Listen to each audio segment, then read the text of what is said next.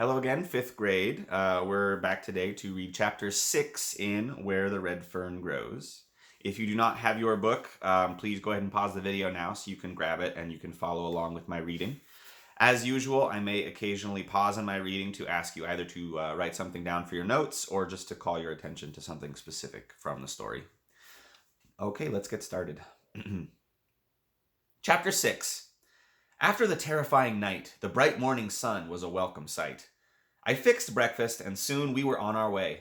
I tried to get the pups to follow me so as to lighten my load. They would for a way, and then, sitting down on their rears, they would cry and whimper. Back in the sack they would go, with their heads sticking out of the holes and their long ears flopping. I moved on. About midday, I entered country I knew. I wasn't far from home. I dropped down out of the mountains into the bottoms far above the place I had crossed the river on my way to town.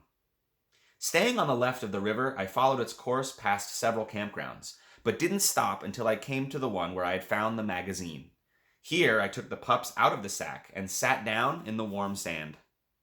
As the afternoon wore on, I sat there deep in thought.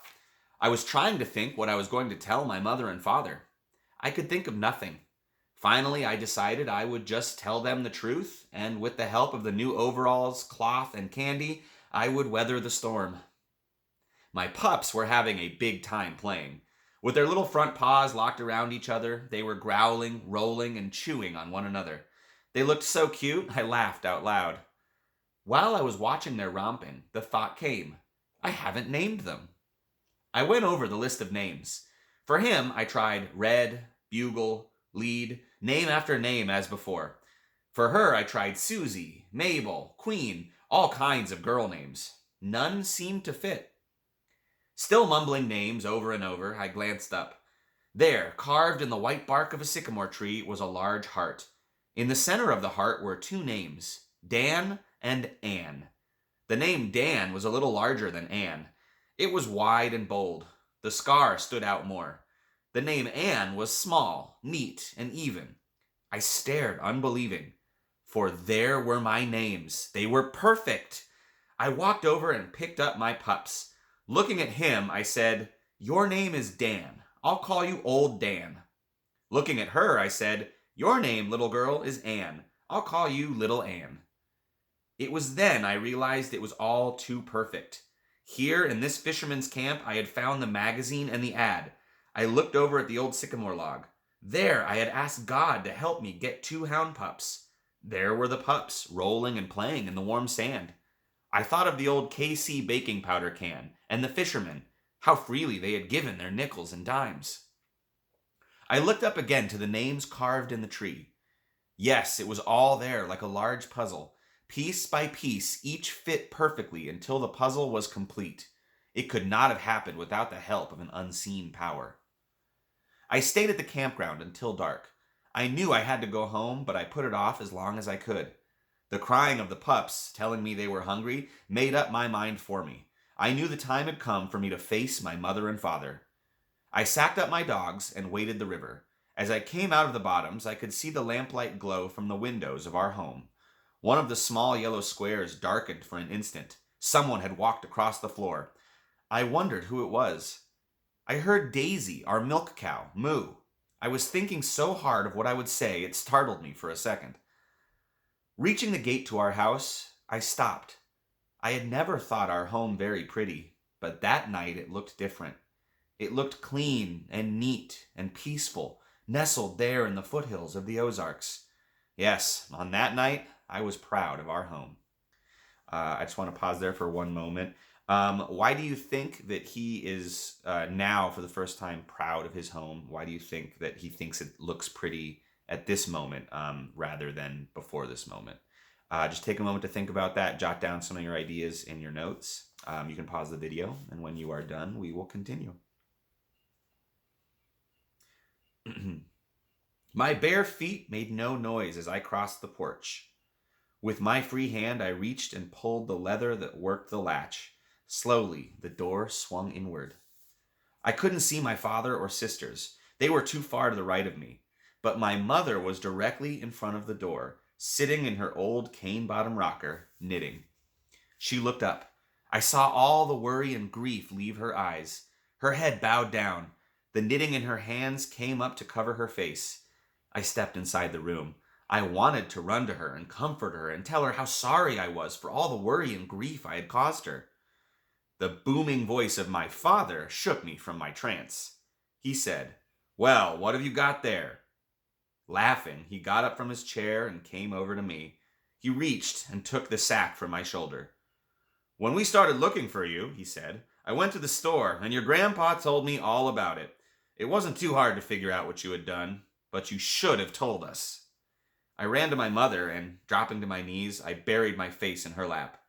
As Mama patted my head, I heard her say in a quavering voice, "Why didn't you tell us? Why?" I couldn't answer. Between sobs, I heard the squeals of delight from my sisters as they fondled my pups. I heard my father say, "What's this other stuff you've got?" Without raising my head from my mother's lap, in a choking voice, I said, "One is for you, one is for Mama, and the other is for the girls." I heard the snapping of string and the rattle of paper. The ohs and ahs from my sisters were wonderful to hear. Papa came over to Mama. Laying the cloth on the arm of her chair, he said, "Well, you've been wanting a new dress. Here's enough cloth to make half a dozen dresses." Realizing that everything was forgiven, I stood up and dried my eyes. Papa was pleased with his new overalls. My sisters forgot the pups for the candy. The light that was shining from my mother's eyes as she fingered the cheap cotton cloth was something I will never forget. Mama warmed some milk for the pups. They drank until their little tummies were tight and round.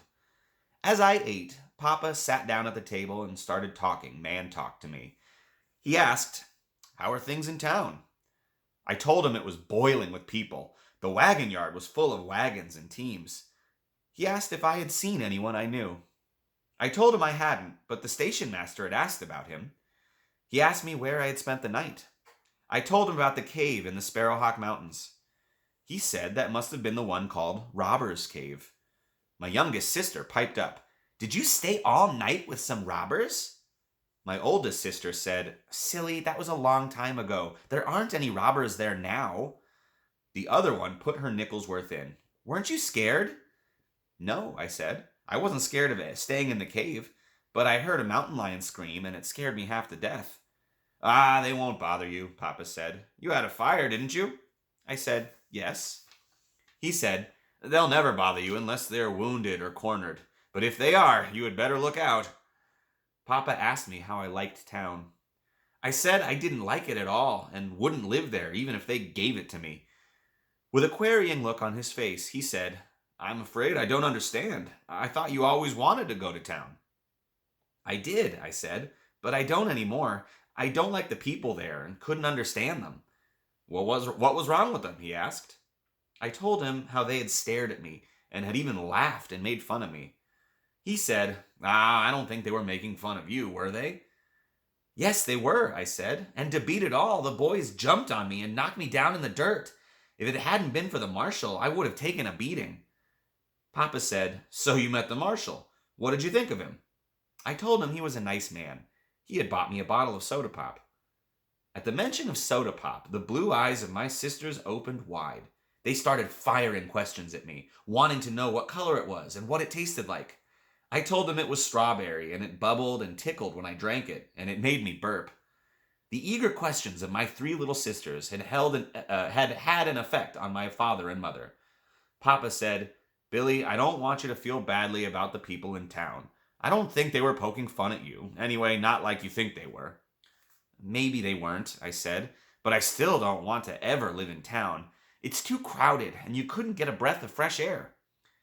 In a sober voice, my father said, "Some day you may have to live in town. Your mother and I don't intend to live in these hills all our lives. It's no place to raise a family. A man's children should have an education. They should get out and see the world and meet people."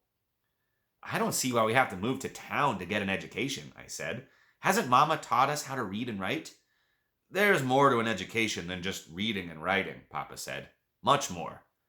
I asked him when he thought we'd be moving to town. "Well, it'll be some time yet," he said. "We don't have the money now, but I'm hoping someday we will." I want to pause there for just another moment. What do you think about that idea that the best way to get an education would be to live in town rather than living in the hills where they live now? Why do you think Billy's father thinks that they should live in town to get a better education? And why do you think Billy might disagree with that? And either way, which one of them do you agree with? So I want you to just take a moment and think about that. You can pause the video if you need to. And then we will go ahead and continue. From the stove where she was heating salt water for my feet, Mama said in a low voice, "I'll pray every day and night for that day to come. I don't want you children to grow up without an education, not even knowing what a bottle of soda pop is or ever seeing the inside of a schoolhouse. I don't think I could stand that. I'll just keep praying, and someday the good Lord may answer my prayer." I told my mother I had seen the schoolhouse in town. Again, I had to answer 1,000 questions from my sisters. I told them it was made of red brick and was bigger than Grandpa's store, a lot bigger. There must have been at least 1,000 kids going to school there. I told all about the teeter-totters, the swings made out of log chains, the funny-looking pipe that ran up the side of the building, and how I had climbed up in it and slid out like the other kids. I didn't tell them how I came out. "I think that was a fire escape," Papa said. "Fire escape," I said. "It looked like a slide to me." "Did you notice where it made that bend up at the top?" he asked. I nodded my head. "Well, inside the school there's a door," he said. "If the school gets on fire, they open the door. The children jump in the pipe and slide out to safety." "Boy, that's a keen way of getting out of a fire," I said. "Well, it's getting late," Papa said. "We'll talk about this some other time. We'd better get to bed as we have a lot of work to do tomorrow." My pups were put in the corn crib for the night. I covered them with Ch.6 and kissed them good night. The next day was a busy one for me. With the hampering help of my sisters, I made the little doghouse. Papa cut the ends off his check lines and gave them to me for collars. With painstaking care, deep in the tough leather, I scratched the name Old Dan on one and Little Ann on the other. With a nail and a rock, 2 holes were punched in each end of the straps. I put them around their small necks and laced the ends together with baling wire. That evening I had a talk with my mother. I told her about praying for the 2 pups, about the magazine, and the plans I had made. I told her how hard I had tried to find names for them and how strange it was finding them carved in the bark of a sycamore tree. With a smile on her face, she asked, "Do you believe God heard your prayer and helped you?" "Yes, Mama," I said. "I know He did, and I'll always be thankful." All right, that's the end of chapter 6. Well, thank you for joining us today, and I hope everyone is doing well at home, and I will see you for the next chapter. Have a good day.